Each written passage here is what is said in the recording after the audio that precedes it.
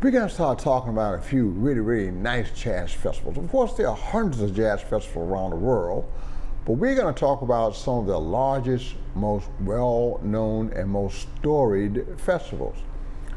We're going to start in Switzerland with the Montreux Jazz Festival that is held in Montreux, Switzerland, right on the shore of Lake Geneva. It's hard to find a more beautiful setting for anything, especially jazz. I have been visiting Montreux for many years, since 2006 or so, and I always wanted to go there during the jazz festival. I would go there during the off season, visiting castles and things that were near, buying some really good Cuban cigars and just enjoying the beauty of that area. Eventually I got to attend the festival, I think 2016 or so, and it is large and it's very, very varied. This particular festival is the brainchild of Claude Nobbs, who instituted it in 1967 after I think a visit to America and meeting the leadership of Atlantic Records, who went into a partnership with him to produce this festival. And at first it was almost purely jazz. You know, Nina Simone, Ella Fitzgerald, Charles Lloyd, Miles Davis, Dizzy Gillespie, people like that. In the 70s, they started to diversify a little bit and include other music, so a little rock, a little funk, a little R&B, a little fusion, because we had started the experiments with combining jazz and rock. And so some of the earlier groups that were featured that were not straight ahead jazz were like the Soft Machine, kind of a rock fusion group from Great Britain that I saw on a concert with Jimi Hendrix back in the late 60s. And of course, the unbelievable work of the Weather Report, led by the Austrian jazz pianist Joseph Zawinul. This expanded to include B.B. King and Ike and Tina Turner, other people who were pretty much R&B people. So the festival kind of grew. But almost immediately there was a problem with the site. You see, the Montreux Casino is an older building and, you know, frame and whatnot. And somehow doing a performance by one of the very first non-jazz groups, Frank Zappa, the place caught fire. Oh yeah, it caught fire. And people are running for cover, and some people trying to hide, and this and that, and it's kind of crazy. And you know, Claude is running in and out trying to save kids who think they can save themselves under tables from a fire. He's pulling them out onto the water and whatnot. And there's a group called Deep Purple that was there to make a recording, and they had chosen to make this recording in the Montreux Casino because at that time the festival was only 3 days.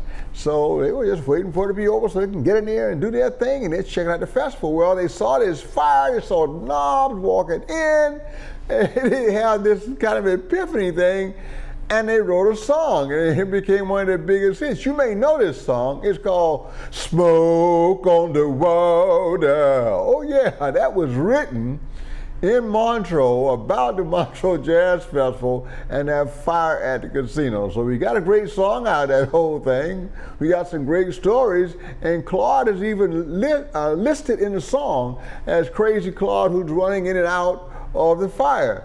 So go back and check the song out again and you'll see what I'm talking about. At any rate, they had to find alternate locations for a couple of years while the casino was being rebuilt, but it continued to grow and grow and grow and grow and grow. And they had to at one venue, then two venues, then three venues. And then they got Quincy Jones involved as co-producer.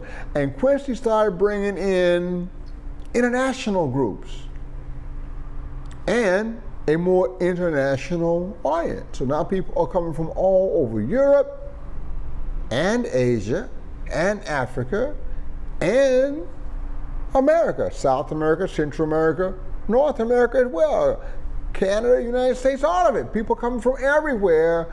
And Quincy at this time is doing his, back on the block kind of thing. So he's also reaching out to R&B and hip hop and rap. And so you're starting to get those artists infused with the jazz artists at this festival. So the menu gets a little bit wider and the reach gets wider and the audience gets wider and bigger. I think that first year to me it started out with like 12, 14, 15,000. By this time they are approaching 150,000 people. Quincy Jones did a great job expanding that festival, both in terms of attendance and in terms of the musical menu. Then they get Miles Davis involved, and Miles is more interested in the fusion and the jazz, not so much the pop, the fusion and the jazz. And one of the places that was built specifically for high-level jazz performances was this Stravinsky auditorium. And of course, that's where they put the really, really good jazz. Inside and outside, they're doing everything right. And when Miles died, the building became named Stravinsky Auditorium / Miles Davis Room. And it's more the Miles Davis Room than anything else. So you had these kinds of artists coming together to help build and direct this festival. And a lot of artists, they love this area. As I said, it's just beautiful. People go back over and over and over. Let's say Herbie Hancock has performed there 27 times. And B.B. King has performed there, I think, 21, 22 times. This festival continues to grow. They now have indoor and outdoor venues, and even have an outdoor venue that is free called Jazz in the Park, where local groups and groups that are not quite at the upper echelon level in terms of recording and touring around, and youth groups, like I was working with Jazz Juvenocracy at that time, they performed in this Jazz in the Park series. It's really quite an encompassing festival. It continues to grow. They did not have a festival in 2000 due to the COVID situation. They are planning a festival in 2021, as the festival normally starts in late June and goes through first part of July.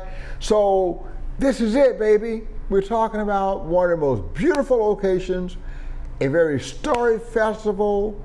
You have always the choice of 6, 7 different venues that you can go to, and all sorts of acts. And it's just one of the more wonderful festivals in the world. I recommend it to anyone that's looking for a beautiful location, a whole lot of peace, wonderful, loving, warm people, and great music. Oh yeah. Did I talk about the international flavor of this festival? Oh yeah. The vendors, they bring their food. So it is also one of the greatest places to eat, let me tell you right now, because some of the food I was able to eat, including Indian food, is like, it's the real deal.